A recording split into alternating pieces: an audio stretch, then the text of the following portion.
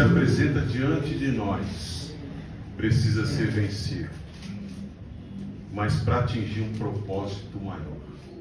Então, nessa noite, Deus tem algo maior para a minha vida. Mas olha para o teu irmão e fala assim: Deus tem algo maior para a tua vida. Amém? É profético isso aí. Amém? Glória a Deus. Marcos capítulo 3 e o versículo 13, quem achou? Glória a Deus. Diz assim o texto: E subiu ao monte, que é Jesus, e chamou para si os que ele quis, e vieram a ele. E nomeou 12, para que estivessem com ele, e os mandasse a pregar, para que tivessem o poder de curar as enfermidades, Glória a Deus, e expulsar os demônios. aleluia. E a lista, o nome desses homens segue a partir do versículo 16. Simão, a quem pôs o nome de Pedro, Tiago, filho de Zebedeu, e João, irmão de Tiago, aos quais pôs o nome de Boanerges, que significa filhos do trovão. E também chamou a André, e a Filipe, e a Bartolomeu, e a Mateus, e a Tomé, e a Tiago, filho de Alfeu. Também chamou Tadeu, e a Simão, o cananita. E o último, e a Judas Iscariotes, aquele que o entregou. Amém? Glórias a Deus. Pode se assentar glorificando a Deus. Aleluia. O capítulo 3 de Marcos vai mostrar Jesus Cristo em movimento, vai mostrar Jesus enfrentando algumas coisas pelo caminho, e a gente vai se atentar nessa noite aonde ele quer chegar, qual que é o propósito, e a gente já tira uma reflexão para a nossa vida: aonde que eu quero chegar, o que eu quero fazer na minha vida, qual será o meu futuro. Eu estou vivendo essa vida na terra com objetivo, ou estou vivendo um dia sobre o outro? Como é que está? Vai refletindo aí. A gente olha aqui para Jesus e vê ele num movimento constante, não para. Mas eu consegui identificar aqui no capítulo 3 que ele tinha um objetivo. A gente tem oposição. Tem pessoas que têm dificuldade para ser geradas no ventre da mãe, dificuldades na gestação, dificuldades para nascer. Depois que nasce, a dificuldade para ser criado. Crianças que têm dificuldade para ser educado, passam por provações, enfrentam violência, abandono, dificuldades. Difícil, não é? E depois elas crescem, e aí vem a adolescência, vem outras dificuldades, outras lutas, porque a cabeça começa a mudar, e a gente vê algumas coisas. Por que que alguém tem isso e eu não tenho? Por que que aquele é daquela forma? E passa por aquilo, depois se torna um adulto. E quando chega nessa fase adulta, a fase da consciência plena, da razão, é o momento que eu sei o que é certo e o que é errado, sem ter nenhum ensinamento, apenas de ver. A gente consegue discernir o que é certo e o que é errado. E eu perguntei para mim mesmo: será que Deus criou alguém para ser um assaltante? Será que Deus criou alguém para ser um viciado? Será que Deus criou alguém com um propósito de tirar a vida de outro? Será que Deus criou alguém? Será que Deus criou alguém com o propósito de fazer o mal? Meu Deus. De fazer o mal? Fazer o mal para o seu próximo? Será que Deus criou você para fazer mal para você mesmo? Eu creio que todas as vezes que eu estou citando o nome de Deus, a resposta é não. Deus te criou com um propósito divino. E Deus te criou para coisas maiores. Então nessa noite redobre a tua atenção para o que Deus vai falar, o que Ele vai nos ensinar, em que estágio da vida eu estou, se eu estou avançando, se eu estou estacionado. Mas é tempo de entender o que Deus tem para nós. Nós olhamos para o capítulo 3 e vemos Jesus Cristo enfrentando os legalistas. Quem eram essas pessoas? Eram pessoas letradas, instruídas, conhecedores da lei de Deus. Eram pessoas de destaque na sociedade judaica. Mas Jesus Cristo, Ele vai enfrentar essa oposição com cura. Nós não vamos ver Jesus debatendo aqui nesse momento com eles. O texto diz que Ele entra na sinagoga no dia de sábado, é um costume. Era o dia de sábado reservado para os sacrifícios, as oblações, as orações, os pedidos. Mas era o momento do ensino da palavra. E o texto diz que aqueles homens, os entendidos da lei, eles procuravam uma ocasião para acusá-lo. Mas quando Jesus Cristo adentrou naquele ambiente, Ele já sabia o que estava no coração daquele povo, daquelas pessoas que estavam dentro do templo.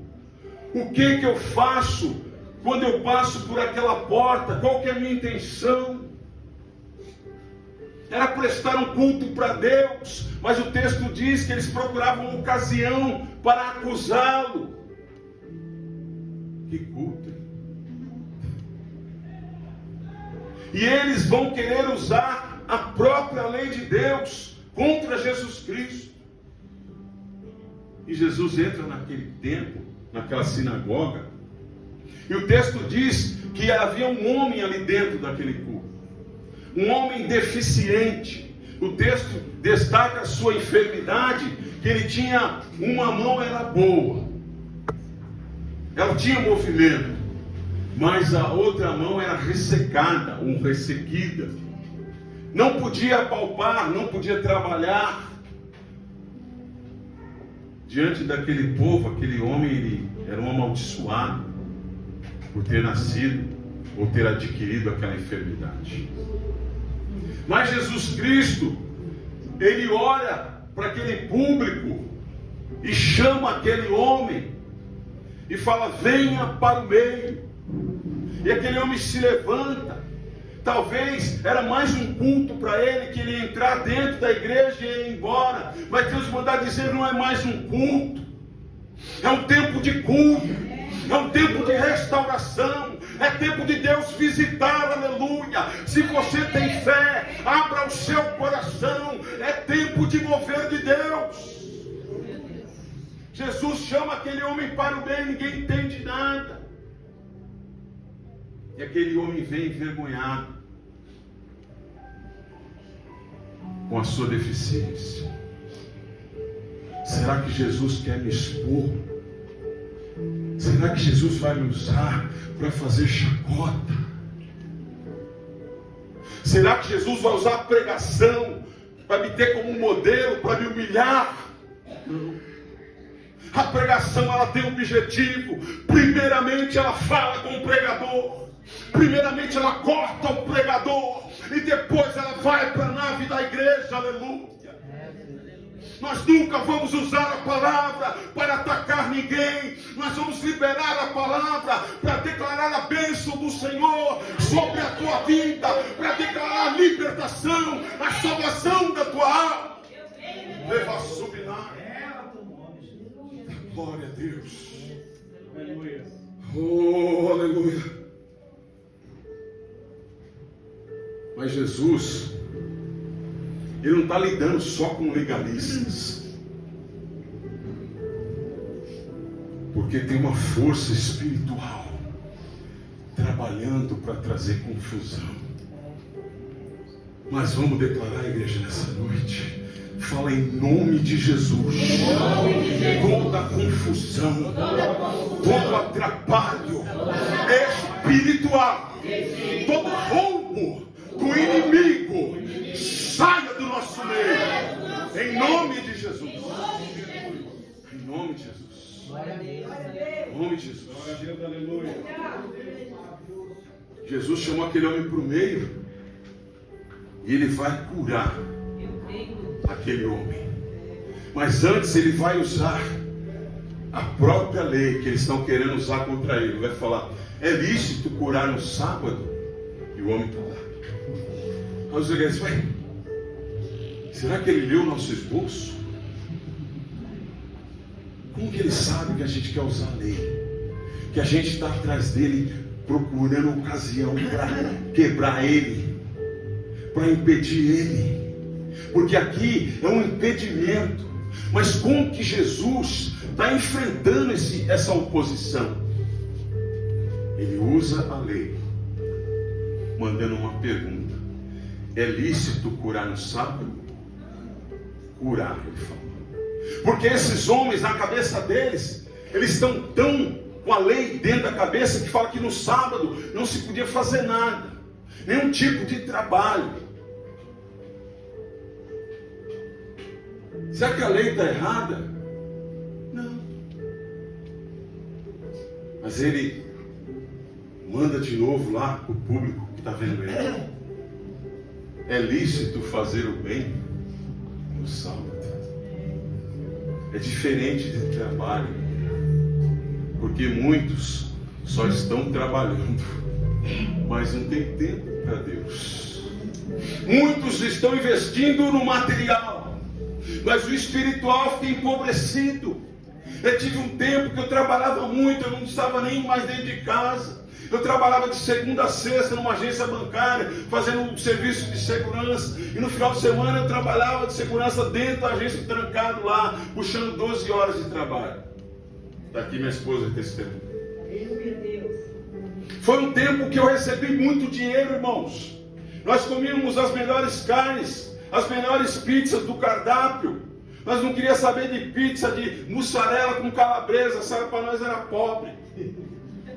Era mais barata. E teve um tempo que o cardápio não tinha mais pizza para a gente escolher. Ah, essa eu já comi. Essa eu já comi. Já comi a baiana, já comi a portuguesa, já comi a japonesa, já comi a italiana. Eita Deus. Estava bem financeiramente, mas espiritualmente eu estava morrendo. Eu ficava 12 horas dentro daquela agência e eu não conseguia fazer uma oração, aleluia. Eu não conseguia ler um versículo. Eu tinha toda a liberdade para fazer isso. Eu tinha uma hora de almoço. Jesus falou assim: é lícito fazer o bem no sábado? E eles ficaram sem resposta. Ele desfez aquela oposição. E ele falou: então é lícito que esse homem seja curado. Glória a Deus. E ele põe as mãos sobre aquele homem, dizendo assim: estende as suas mãos para cá.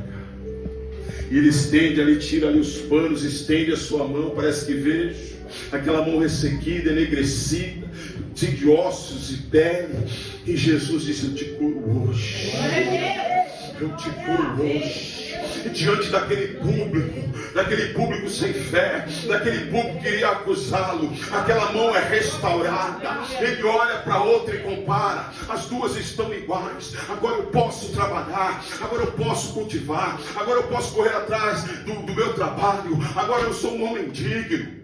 Deus meu. Jesus venceu, curando. Mas ele vai enfrentar mais oposição. A primeira é dos religiosos. Mas ele vai enfrentar também a acusação. Eles vão procurar alguma forma de acusá-lo. Está aqui no versículo 16, versículo 6. E tendo saído os fariseus, tomaram logo conselho com os herodianos contra ele, procurando ver, olha que culto, irmão, procurando ver como o matariam. Dentro do templo, dentro da casa de Deus, alguém querendo tirar a vida de Jesus, alguém querendo acabar com o seu ministério, alguém querendo ver a humilhação, alguém querendo se opor, mas Jesus, ele está dentro do templo, aleluia. Eu sei que querem me matar, mas eu não vou ser morto por ninguém, porque eu vim para me entregar. Eu vou morrer, mas eu irei para aquela cruz. Ninguém vai me matar antes. Eu vim, vou vencer oposição e vou ir para a cruz. Alguém vai pregar dizendo que se você entregar a sua vida para Jesus, você vai ter prosperidade material, você vai ter carro, vai ter casa, vai ter bens, vai ter tesouros. Mas o próprio Jesus disse: não acumuleis tesouros na terra, acumulei tesouros no céu, porque é lá que virá o seu galardão. Por que Jesus dá uma palavra dessa? Porque ele estava mandando uma mensagem para o seu público, e fala comigo, e fala com mais alguém aqui. Glória a Deus. Porque os bens materiais, eles trazem em verdade algum conforto, mas às vezes os bens materiais vão te trazer dor de cabeça. Os bens materiais são passageiros. Jesus, ele conta uma parábola simples, dizendo uma comparação. Quando vocês estão ansiosos por muitas coisas, vocês querem possuir muitas coisas, e essas coisas vão trazer peso para vocês. Olhem para os pássaros, eles não acumulam nada em depósitos, eles não plantam, eles não colhem, mas Deus cuida deles. Será que vocês, Revassube, é uma palavra para alguém descansar nesta noite? Será que você não é mais importante do que um passarinho? O vosso Pai que está no céu, Ele sabe do que você precisa. Mas Deus fala comigo nessa noite. Às vezes há coisas que eu estou querendo e que eu não preciso delas. O meu armário está cheio de roupas e eu não consigo vesti-las. As roupas elas entram em mofo. Minha esposa tem que comprar mais sabão. Fala, nem usou, agora eu vou ter que lavar de novo. Meu Deus, eita Deus, aleluia. Será que está certo isso? Mas eu olho, falo, olha, quantas camisetas, quantas camisas polo, quantas camisas sociais. Oh, Jesus. Mas enquanto eu estou arrotando uma prosperidade superficial, existe alguém que tem uma camiseta só, que tem um chinelo só, que tem um sapato só. Um convite de Deus para você nessa noite. Olhe no seu armário, aquilo que você não está usando mais, aquilo que não serve mais para você. Mas eu acho mais legal, eu vi o testemunho esta semana, uma pastora abastada de uma família rica, de empresários, ela tem tudo, os tênis importados. Aí ela entrou no salão, foi arrumar o cabelo dela, e aí a mulher que estava cuidando do seu cabelo, ela olhou para o pé dela e viu um tênis, daqueles tênis chineses, imitações. E ela ficou com a cabeça baixa olhando. E o Espírito Santo, como que movendo a cabeça dela assim, ó. Ela olhando para o dela e olhando para o da moça do salão. Quem está ouvindo essa palavra? O Espírito Santo falou: tira o seu tênis e dá para ela. Eita, glória a Deus. O que você faria nessa situação? Eu não faria. Será? Falar que é fácil, irmão. Na realidade, será que nós teríamos coragem de tirar a roupa do nosso corpo e doar para alguém? Porque ela, com toda a luta dela e a minha luta também, o Espírito Santo falou: tira o seu tênis importado e dê para a mulher. Aí ela vai questionar a Deus, falando: ô Senhor, e a mulher lá mexendo no cabelo dela. Como é que o número dela, eu acho que nem vai servir. Ele fala: pergunta o número. Como assim? Que número você calça? 36. 37 também, alguns modelos. E era o número de quem? O número da pastora. Aí ela ficou. Ela falou: ei, Espírito Santo. E mas como é que eu vou embora? Eu vou embora descalça desse salão. Ele falou: só obedece. Oh Deus. E quando ela obedeceu, olha. Oh Senhor meu Deus, que a igreja entenda o poder da obediência. Quando ela tira, começa a desamarrar, ela pede um momento para a cabeleireira e ela tira aquele tênis branquinho, bonito, novinho, e ela fala: Deus mandou entregar para você. Aquela mulher começa a chorar, irmãos. Ela começa a chorar compulsivamente. Ela fala: obrigado, Senhor. Oh, meu irmão, você não sabe o que eu estou passando com esse tênis aqui. Eu já estou tendo problema nas pernas, estou tendo problema na coluna. Depois que eu comecei a usar esse tênis aqui, eu trabalho o dia inteiro em pé. E aí Deus me prepara um tênis desse novinho, que tem aquele amortecimento, tem aquele gel. Eu não vou falar a marca, não.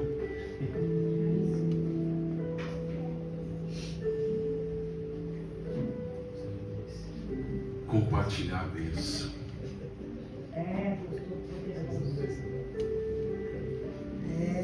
Compartilhar a bênção é uma oposição.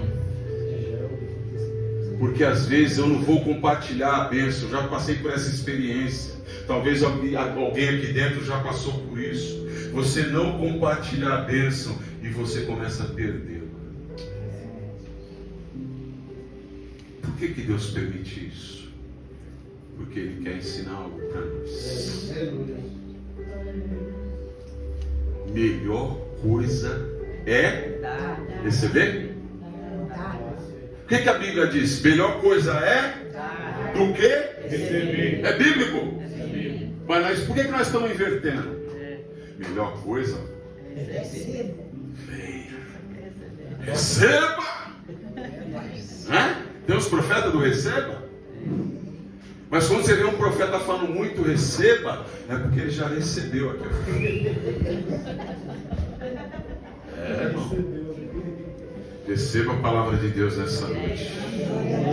Aprenda a compartilhar a bênção. Deus falou comigo. Vai lá no teu guarda-roupa. Amanhã eu estou de folga. Primeira coisa que eu vou fazer, vou pegar. Um dia eu fui fazer isso, irmão, quase que eu arrumei uma briga. Eu escolhi justo uma camisa que eu tinha ganhado de presente de alguém muito especial. Aí quando eu peguei e falei assim: nós vamos sair na rua e eu vou doar essa camisa para alguém que está lá na rua. E eu nós saímos na rua, meu irmãozinho. E tal. Aí eu coloquei lá o que eu coloquei, irmão. A pessoa olhou e falou: o quê? Essa camisa aí? Ah, essa não. Eu falei: essa sim, essa sim.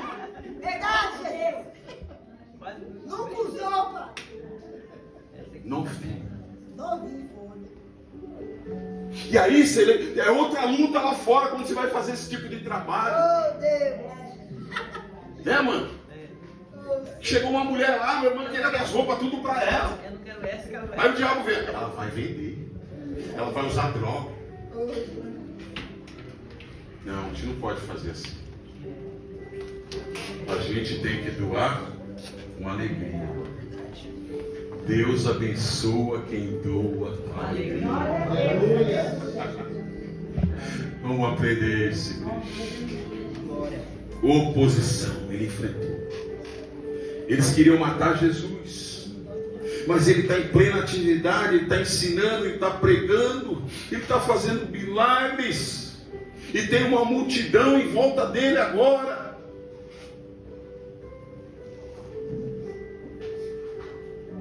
Mas a gente vê Jesus, igreja. Eu olhei para esse texto aqui com carinho, pedindo a direção do Espírito Santo. Falei: Jesus está enfrentando os religiosos, os legalistas, ele está enfrentando a acusação, os bloqueios aparecem diante dele, mas ele tem uma multidão em volta dele. E essa multidão, qual que era a classe dessa multidão, igreja? Que tipo de pessoa estava na multidão? Tinha aqueles que queriam encostar em Jesus. Era uma parte da multidão. Esses queriam encostar nele, queriam ser curados. O texto diz que as multidões o oprimiam. Aí ele chama os seus discípulos que estão próximos dele e fala: olha, você deixa separado um barquinho, que quando a multidão começar a oprimir, aí eu se retiro para o mar e começo a ensinar de lá. Deus mandou reservar um barquinho. Quando você começar a ser oprimido, tem o seu barquinho reservado, o seu lugar com Deus, o seu cantinho com Deus. Corre para lá. O irmão falou: irmão, não estou aguentando tanta opressão, tanta perseguição. Depois que eu fui para a igreja, parece que o inferno todo se levantou. Eu falei: é verdade, irmão, mas não exalta o inferno, exalta aquele que te chamou. Aleluia.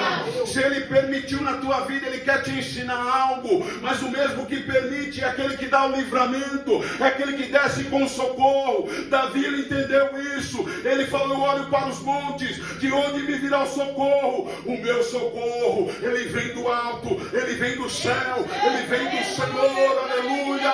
Há socorro de Deus para a tua vida. Aleluia, eu creio, meu Deus. O que é um socorro de Deus? É o socorro que o dinheiro não pode te garantir. Deus poderoso, Senhor. É o socorro que a prosperidade não pode te garantir. Um testemunho de um empresário americano. Ele prosperou muito na vida, ele era um abençoador da obra. Ele aplicava o dinheiro em missões, ele enviava missionários para o mundo, ele bancava aqueles missionários durante o ano todo, irmã Denise. E ele foi acometido por uma enfermidade. E alguns disseram: olha, o servo de Deus está doente. Um homem que abençoa a obra de Deus está doente. Que Deus é esse? A oposição. E ele foi internado em um dos melhores hospitais dos Estados Unidos. E lá, o seu pulmão já fraco, ele dependendo ali de uma bomba de oxigênio. E o médico trouxe a conta. Ela é pago, né? Trouxe a nota fiscal. Qual o preço do teu tratamento? É isso aqui, alguns milhões de dólares. Ele olhou, ficou olhando, e aí o médico falou: você está assustado? Eu falei: não. É que eu estou pagando aqui alguns milhões de dólares para receber esse oxigênio, e vou ter que levar isso para minha casa. Mas o Deus que eu sirvo nunca me cobrou para respirar.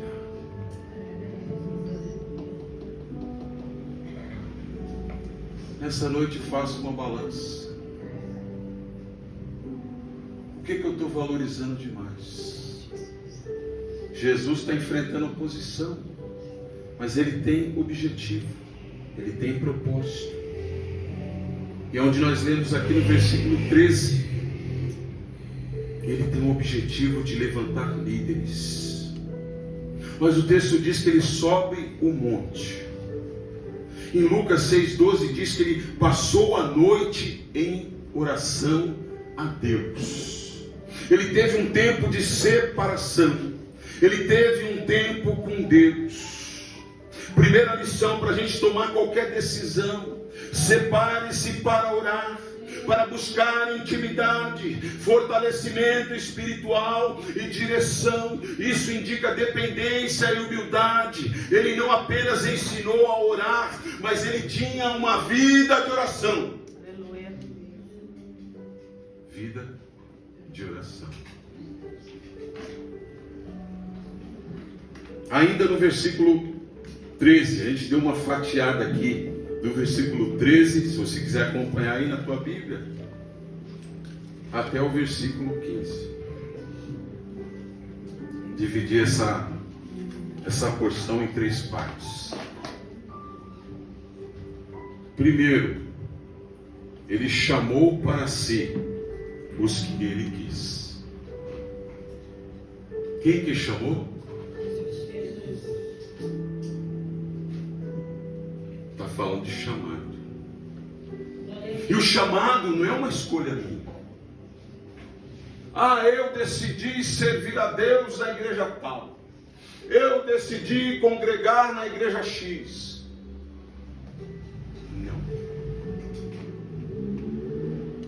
João 15,16. O chamado não é uma escolha do ser humano. Jesus Cristo, ele disse: não foste vós que me escolhestes a mim, pelo contrário, eu vos escolhi a vós. Alguém que foi chamado por Deus aqui nesta noite, alguém que foi escolhido por Deus nessa Ravassubinai, ele disse: eu escolhi a vós para que vá. Você tem que se colocar em movimento e ter muito fruto, para que o nome do meu Pai seja glorificado. Aleluia. A parte B do versículo 13. Ele chamou e os escolheu, e eles vieram até Jesus. Quando Jesus chama, vai acontecer algo no meu coração. Eu preciso obedecer. João 10:27. As minhas ovelhas ouvem a minha voz, e elas me seguem. Ovelha de Jesus, chamada por Jesus, escolhido por Jesus, quer estar aonde Jesus está. Eu não entendo alguns crentes que não querem estar com Jesus. Como que é isso, pastor? Eu quero algumas coisas com Jesus, eu quero algumas coisas, eu quero alguns momentos com Ele. Mas manda dizer o Espírito Santo: aquele que quer momento só com Jesus não vai estar na eternidade com Ele. Então nós estamos sendo trabalhados aqui na terra. Quem entende isso? Glória a Deus. Estamos sendo preparados para viver o relacionamento, para viver a aliança, para viver o casamento. Sabe aquele cara que casa e quer ficar lá com os amigos? Sabe aquele cara que casa e quer ficar dentro do boteco? Sabe aquele cara que casa e quer ficar no futebol? A esposa fala: Eu pensei que eu tinha casado com ele, mas parece que a aliança dele está com outras coisas. E alguns vão bater no peito e dizer: não, eu tenho direito. Eu tenho direito. Mas relacionamento fala de prioridade. Não está proibindo você de ter amigos, não. Aliás, você pode ter muitos, mas que no meio dos teus amigos você fale daquele que te alcançou, daquele que você tem um relacionamento, daquele que faz a obra na tua vida, daquele que começou a boa obra, daquele que é fiel, daquele que cura, que transforma e que salva. Espírito Santo, obediência. E ele nomeou 12 para que estivessem com ele. Olha aqui, a gente vê o propósito do chamado. Olha, eu te chamei porque eu quis, eu te escolhi, eu te separei, eu nomeei vocês, mas vocês precisam estar comigo. Deus Santo. Antes de qualquer missão, o primeiro propósito é comunhão. Ele não separa os 12, já os envia, Luciano. É necessário um momento de conhecer, de compartilhar e de aprender. Porque eu não quero aprender a palavra de Deus. Por que eu tenho resistência de vir para a escola? Tem uma força espiritual que não quer que você adquira o conhecimento, a luz do Evangelho para brilhar na tua vida. É uma convocação. Crescei na graça e no conhecimento de Deus. Participe dos trabalhos. O que está imperando aqui, nós aprendemos na escola, é um dos atributos de Deus, o Deus soberano, que se submeteu orando ao Pai, dizendo: Pai, quem que eu vou escolher, quem que eu vou chamar para fazer esta obra? Eu vou chamar o Everton, será que ele vai permanecer? Eu vou chamar o Washington, será que ele vai ficar? Eu vou chamar o Lucas, será que ele vai levar essa missão adiante? Eu vou chamar a irmã Denise, será que ela vai pregar?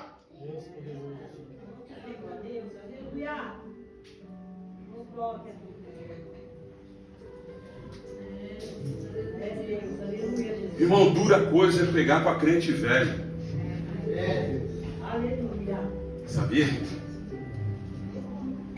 Jesus estava ensinando, tinha um monte de adulto em volta dele, porque ele tinha o poder da atração. A Bíblia, eu olho para a Bíblia e eu fico maravilhado. Lá Isaías descreve Jesus, fala que Jesus ele era feio.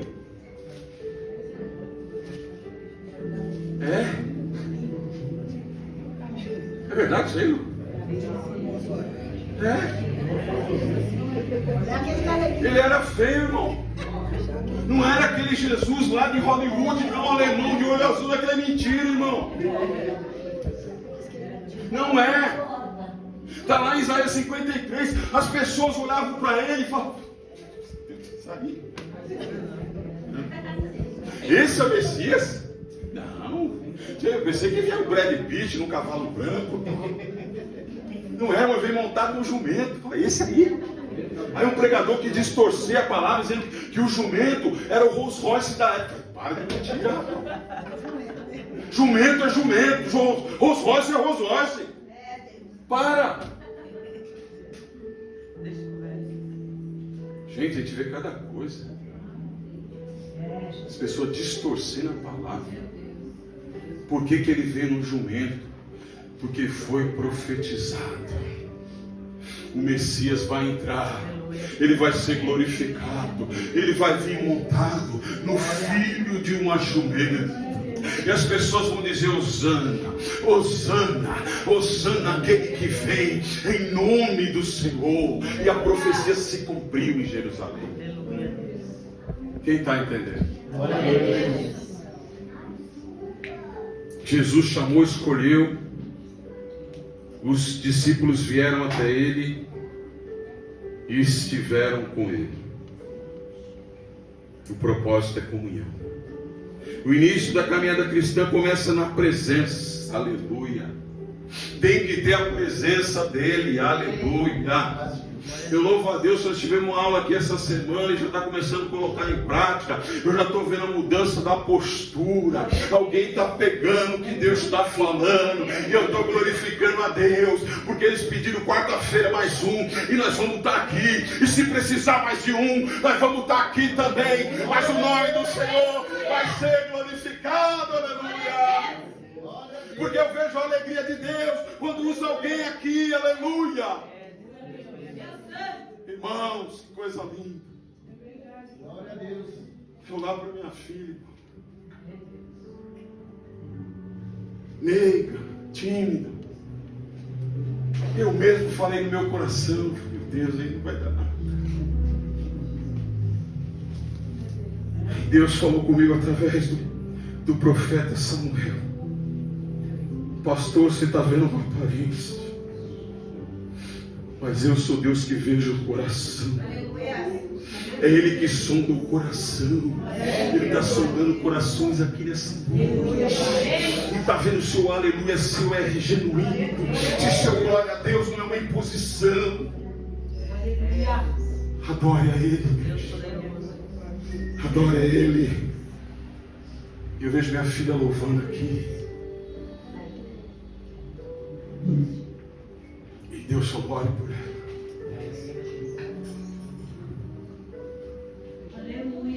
Glória a Deus. Ore por ela muito, pastor. Porque uma oposição vai se levantar. Quando mais a luz começa a brilhar, o Espírito Santo falou: alguém vai querer tirar ela aqui do ministério. Eu falei: Senhor. Mas o Espírito Santo me falou: vai querer tirar mais alguém daqui da igreja. Então é necessário nós como pastores orarem. Mas eu compartilho com vocês, orem também, para que Deus traga mais almas para serem usadas aqui. Porque Deus não vai preparar uma alma aqui para levar para outra igreja lotada de gente, cheia de dons. Ele não vai fazer isso. Mas por que acontece? Oposição. Eu escolho o lugar que eu quero estar. Mas nessa noite, por esta palavra, Ele os chamou para que estivessem com Ele. Glória a Deus. Eu não tenho nada contra a igreja, que alguém nesse ministério visite outra igreja. Aliás, eu fico preocupado como pastor, porque eu não sei o que você vai comer lá, eu não sei o que você vai ver lá, não sei se seus olhos podem se encherem. Mas quando você for visitar outro ministério, ore ao Senhor, Senhor, guarda o meu coração. Eu não vim aqui para julgar ninguém, não. Eu não vim aqui para tacar pedra em outra igreja, não. Mas, Senhor, eu tenho que ficar onde o Senhor quer. Se o Senhor me levou para aquela igreja humildezinha, é lá que o Senhor quer usar. É aqui que Deus quer te usar, irmão. É aqui, quem está entendendo? É nessa igreja. Deus quer usar a mulher que já tem idade. Quer usar o homem, mas quer usar as crianças. Eu falei que é difícil pregar para crente velho, de um monte em volta de Jesus. E ele parou de pregar. Ele parou a pregação. Ele parou o ensino. Porque ele começou a olhar. E algumas crianças queriam chegar ali e furar o bloqueio, a oposição, a barreira física. As crianças queriam vir. E os velhos? Fica aí. Senta aí no banco. Não sai daí. Se você sair, continua em casa, você vai vir. E aqui o culto daquela criança se torna uma opressão. Mas o culto é um lugar de alegria, é um lugar de comunhão. Eu vi em desenho, Luciano, um menininho sentado no banco da igreja, do lado do pai e da mãe dele. E ele olhou para o pai e falou: pai. E o pai ali: pera, fica quieto, menino. Estou prestando. Pai, deixa eu falar. Pai, presta atenção. O que é que você quer, menino? Pai, vamos morar aqui na igreja? Você está louco, menino? Por que você quer morar aqui na igreja? Deus santo. Porque aqui o Senhor não bate em mim. Aqui o Senhor não bate na minha mãe. Aqui o Senhor não xinga. Aqui o Senhor não é agressivo. Aqui o Senhor tem outra aparência. Então eu acho que é melhor nós ficar aqui dentro da igreja, porque aqui eu tenho um pouco de vida, aleluia. Como é que é a sua vida na tua casa? Como é que é as suas ações? Como são as suas reações? Jesus parou de pregar. Ele falou: ei,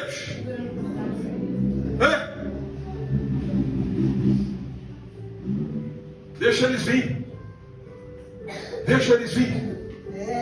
Abre aí, abre o caminho, deixa eles vir. O que eles vão atrapalhar o culto? Deixa eles vir. Deixai vinde a mim os pequeninos, não vos atrapalheis, porque dos tais é o reino de Deus. E vocês têm que ser como essas crianças, aleluia, que possam ser ensinados, que possam receber a palavra. Tudo que você mostrar para uma criança, ela vai aprender. Se você falar só de internet, ele vai ser um interneteiro, irmão.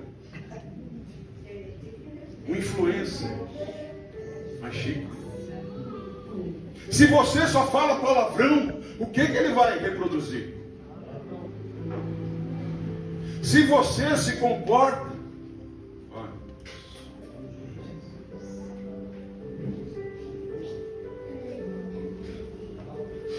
eu estava vendo a história dos psicopatas americanos. Falei: meu Deus, por que eu estou vendo isso? E comecei a ver. Aí me interessou uma história. Não é Ted Bundy, o cara que matava mulheres. Só mulheres. E as mulheres tinham o mesmo perfil. Parecidas, cabelos compridos, negros. Ted Bundy. E aí o psicólogo foi pesquisar por que ele matava só mulheres parecidas, com o mesmo modus operandi. Aí ele falou, não, em cada mulher dessa eu vejo minha mãe. Eu sou mãe? Por quê? Porque a minha mãe, ela bebia, ficava só de calcinha dentro de casa, usava droga e trazia homens para dentro de casa. E aquilo eu fui crescendo e tomando um ódio por ela, porque eu comecei a ser atraído sexualmente pela minha própria mãe. Eu falei: a última coisa que eu tenho que fazer é me relacionar com ela. Eu não posso tocar nela, então eu tenho que matá-la. E a primeira mulher que ele mata é a sua própria mãe. E ele não para mais. O exemplo que você dá dentro de casa vai reverberar no futuro do seu filho. Alguns estão colhendo frutos amargos, mas nessa noite Deus tem restauração. Começa a dar um outro tipo de exemplo. E tem filho que bate no peito e fala: eu faço isso porque você foi assim. Ele começa a acusar, e o diabo fala: isso, acusa tua mãe, acusa o teu pai. O diabo entra nessa conversa. Mas quando falar isso, porque eu ouvi isso dos meus filhos, você foi um cachaceiro, você cheirava cocaína dentro do quarto e a gente via. Eu ouvi isso dos meus filhos. Aleluia, Deus. Aleluia.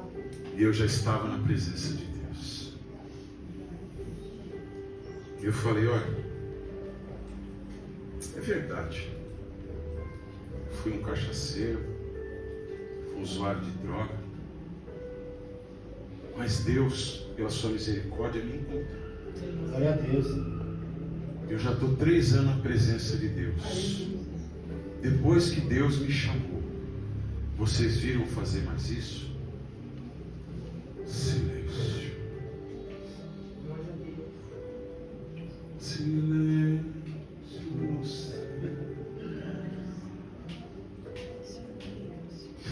Glória a Deus, aleluia. Você tem uma palavra para o seu filho? Você tem uma palavra de Deus para a sua casa? Você tem uma palavra do céu para liberar sobre a tua família? Senhor, eu repreendo todo esse passado. Senhor, eu represento isso que é antigo. E Deus falou comigo dentro dessa palavra. Porque eles foram batizados, eles estavam louvando os dois puxaram a veia artística, né? Da música. Estou brincando. Mas eles decidiram largar tudo e abraçaram uma outra religião que Deus nos sagrada. Quem está entendendo isso? Glória a Deus. Estou indo para o final da palavra. O propósito é ter comunhão. O início da nossa caminhada tem que estar na presença. Não pode estar na atividade. Por que esta oposição na vida das pessoas? Por que o diabo quer roubar a palavra? Por que ele quer tirar a tua atenção? Por quê? Porque ele sabe que se essa palavra entrar dentro do teu coração, você vai ser liberto. Glória a Deus. Você vai ter mudança na tua vida. Ele usa diversas formas. Ele usa alguém para conversar com você. Ele coloca sono. Como pessoas dormem num culto pentecostal. Ai, eu estou cansado.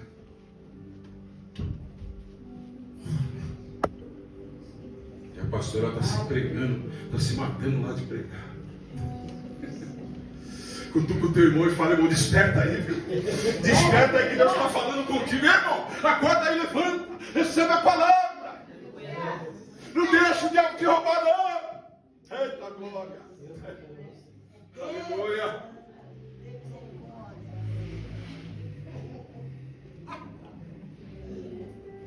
Como é que é esse negócio, irmão, de estar na presença de Deus? Como é que é isso?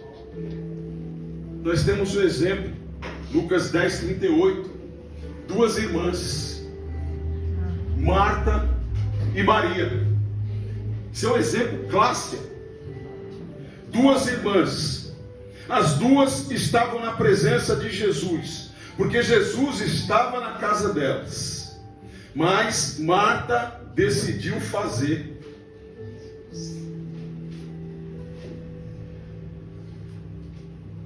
Foi uma escolha errada, irmão.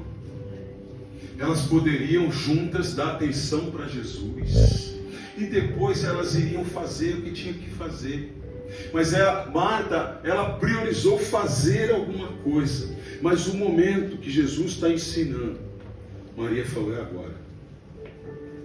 Marta decidiu fazer, Maria decidiu estar. E Jesus falou: e Marta, você está muito ansiosa, você está muito preocupada. Olha, cuidado com isso aí, hein? Você vai entrar na depressão, hein? Cuidado. Você está muito ansiosa com aquilo que você tem que fazer. Mas a tua irmã, ela decidiu estar aos meus pés, e ela escolheu a boa parte, a qual não lhe será tirada. Eita, aleluia, meu Deus, que coisa tremenda. São duas situações. Uma decidiu fazer e a outra decidiu estar. O que é decidir fazer? Eu decidi vir para a igreja fazer. Eu decidi orar, fazer. Eu decidi pregar, fazer. Eu decidi cantar uma música, fazer. Eu tomei um banho e falei: vou para a casa de Deus, decidi fazer. Mas nessa noite, decida estar. Porque o fazer vai ser passageiro, mas o estar, ele caminha com você, aleluia. Ele vai com você dentro da tua casa, lá onde tem oposição, lá onde tem luta. Ele vai com você lá no seu trabalho também. Ele vai com você e você está com ele. Estar com Jesus é prioridade. Não há vida frutífera sem intimidade com Jesus. Olha, a Maria, tem resultado permanecer com Jesus, pastor? Porque a gente quer aferir alguma coisa e ver qual que é a vantagem. O Pedro falou: nós abandonamos a casa, abandonamos as redes, abandonamos os barcos para te seguir, e aí, o que nós vamos ganhar? Olha o exemplo de Maria. Em Lucas 10, ela está aos pés de Jesus, ouvindo a sua palavra. Ó, presença. Em João 11, o Lázaro tinha morrido, mas a Maria agora está aos pés de Jesus chorando, dizendo: se o Senhor estivesse aqui, o meu irmão não teria morrido. Mas ela está nos pés de Jesus. Diz que ela se prostrou aos seus pés.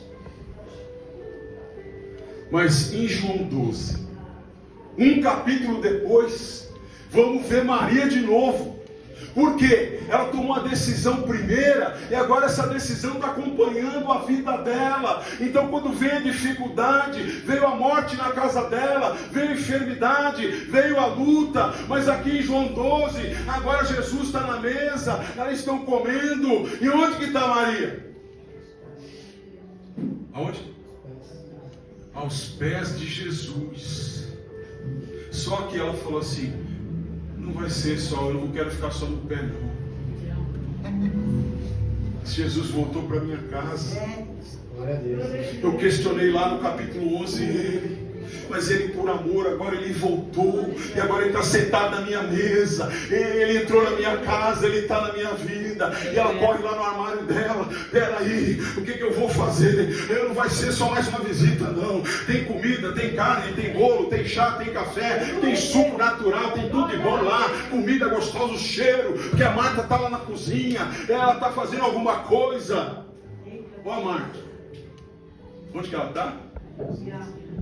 De novo, pensa numa mulher que gosta de cozinha.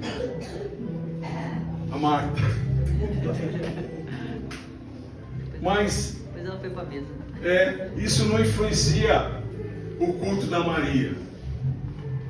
Ela vai lá no armário dela.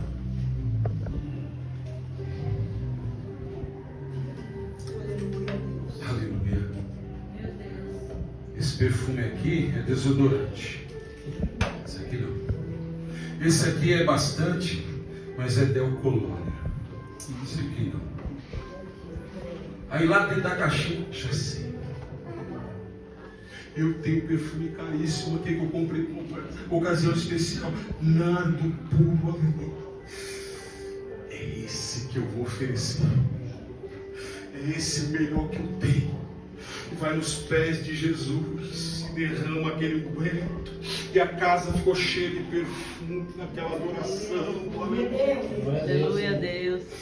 Oh, o melhor lugar para se estar é aos pés dele. Nós queremos a mão dele para fazer as coisas para nós, mas o melhor lugar é estar aos pés de Jesus. Aleluia. Glória a Deus. Glória a Jesus. É lá, porque os pés é o ponto mais baixo, mas é lá nos pés de Jesus que eu consigo olhar para cima e falar como ele é grande, como ele é maravilhoso. Glória a Deus. Ele atentou para um homem pecador, sujo, maligno, que só fazia coisa ruim. Ele deixa eu tocar no pé dele. Ele deixa eu chegar perto dele. Ele deixa eu adorar ele. Ele me aceita. Oh, glória. Esse é o verdadeiro culto. Aleluia. Glória a Deus. O culto da entrega, ela está entregando algo, aquilo que lhe custou caro. O texto diz: um nardo puro de preço altíssimo. Santo e poderoso, Senhor.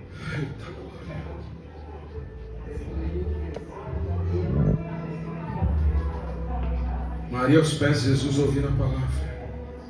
Maria aos pés de Jesus em meio à dor. Maria aos pés de Jesus em adoração, reconhecendo quem Ele é. Aleluia a Deus. E Jesus, a gente fecha aqui a mensagem. No versículo 15 diz que Ele vai dar uma ordem. E nessa ordem Ele vai dizer o que eles têm que fazer para que os mandasse pregar. Pregar. Está aqui no texto. Versículo Marcos 3, versículo 15. Olha aí, 14. E nomeou os 12 para que estivesse com ele, comunhão, e os mandasse pregar. Pregar o quê? O evangelho da salvação, o evangelho do reino. E a segunda coisa, para que tivessem o poder de curar as enfermidades e expulsar os demônios. Curar enfermidades e expulsar demônios.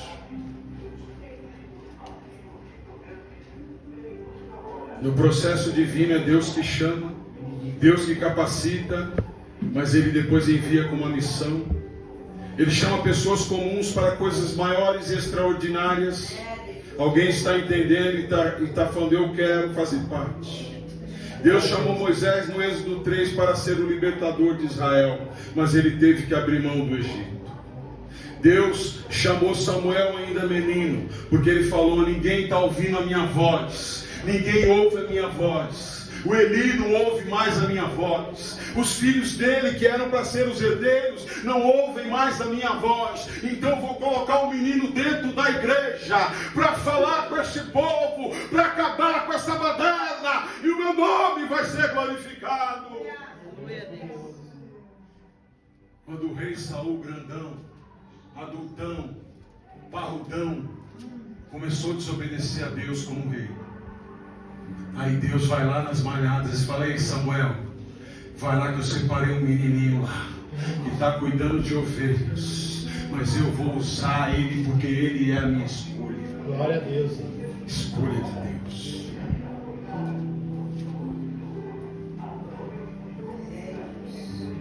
Eles vieram a ele e foram a ele. Para viver esse chamado tem que ter renúncia. Quando Jesus chamou os 12 discípulos, eles estão tendo que abrir mão da velha vida. E a gente não quer abrir mão. A gente quer continuar. A gente louva, chora, ouve a palavra, mas sai pela porta e vai viver a velha vida. É uma palavra de confronto, há uma oposição. O diabo não quer que você seja usado, que você seja liberto.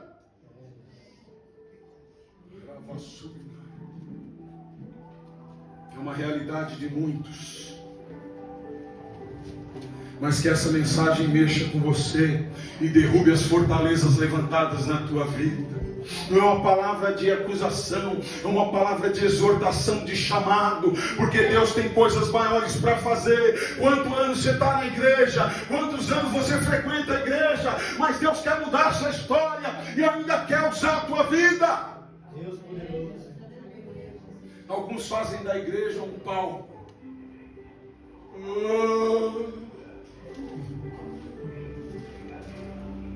É isso. Fazem da igreja um show. Alguns fazem da igreja uma passarela. É isso.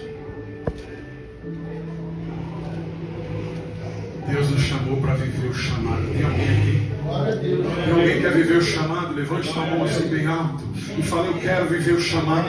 Eu quero viver essa palavra. Eu quero isso para a minha vida. Eu quero essa palavra que se cumpra na minha vida. Aleluia, Deus. Porque, irmão, se alguém vê essa palavra se cumprindo na tua vida, o seu filho vai se converter. Isso é profético, aleluia. As pessoas olhavam, pescadores, cobradores de impostos, e agora estão expulsando demônios, curando os enfermos. Alguém vai olhar para você e vai falar, minha mãe se converteu, o meu pai, ele serve a Deus. Aleluia. Eita glória.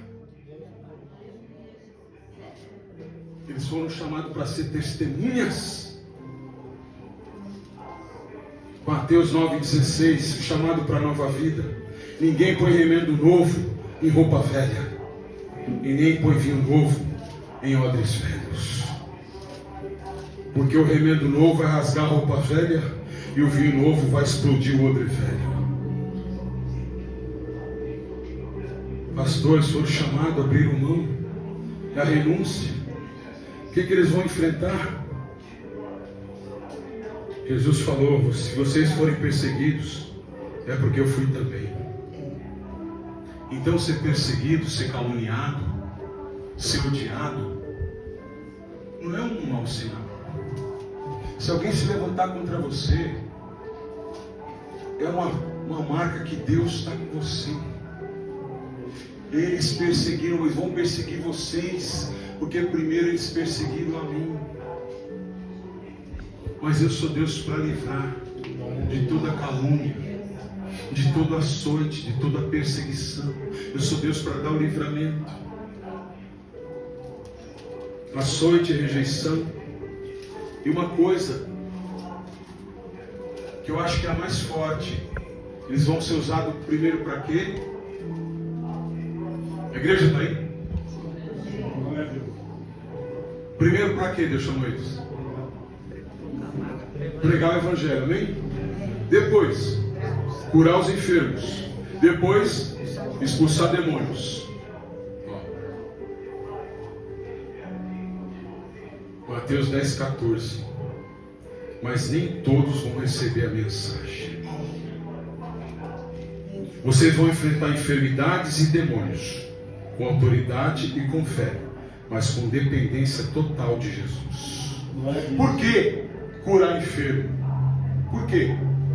Porque as doenças, elas paralisam fisicamente. E por que expulsar demônios? Porque os demônios paralisam espiritualmente. Barreiras que precisam cair.